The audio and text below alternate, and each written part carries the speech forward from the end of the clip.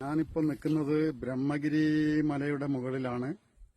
രാവിലെ ഒരു 8:15 ഞങ്ങൾ അവിടുന്ന് താഴേന്ന് ഫോറസ്റ്റിന്റെ ഓഫീസിൽ നിന്ന് ഒരു ഗൈഡിന്റെ കൂടെ മുകളിലേക്ക് കയറാൻ തുടങ്ങിയത്. ഇവിടെ എത്തിയപ്പോഴേക്കൊരു 11:45. അത്യാവശ്യം നല്ല ട്രക്കിംഗ് ആണ്.